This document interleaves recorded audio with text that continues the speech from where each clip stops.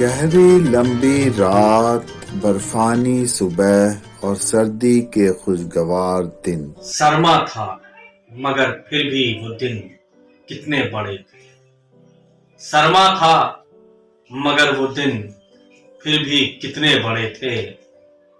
اس چاند سے جب پہلے پہل نین لڑے تھے۔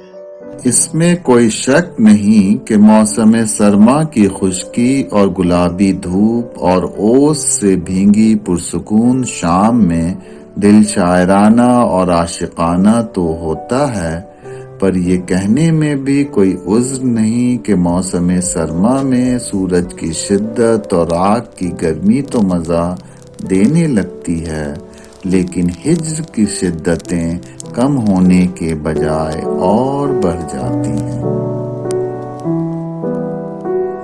جوش ملیح آبادی صاحب کا شعر ہے، دل کی چوٹوں نے کبھی چین سے رہنے نہ دیا، دل کی چوٹوں نے کبھی چین سے رہنے نہ دیا، جب چلی سرد ہوا میں نے تجھے یاد کیا، جب چلی سرد ہوا میں نے تجھے یاد کیا۔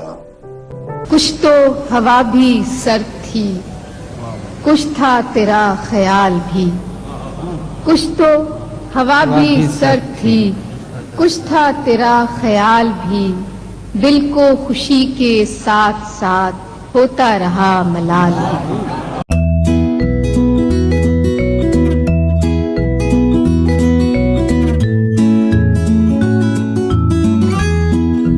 اب اداس پھرتے ہو سردیوں کی شاموں میں، اب اداس پھرتے ہو سردیوں کی شاموں میں، اس طرح تو ہوتا ہے اس طرح کے کاموں میں کہ شام کی ناسمجھ ہوا پوچھ رہی ہے ایک پتہ، شام کی ناسمجھ ہوا پوچھ رہی ہے ایک پتہ، موجے ہوائے کوئے یار کچھ تو میرا خیال بھی۔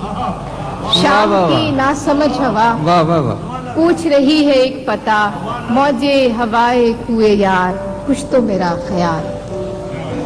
اور یخبستہ شب ہجر کی برفیلی ہوا میں، مجھ کو تیرا غم تجھ کو تیری شال مبارک۔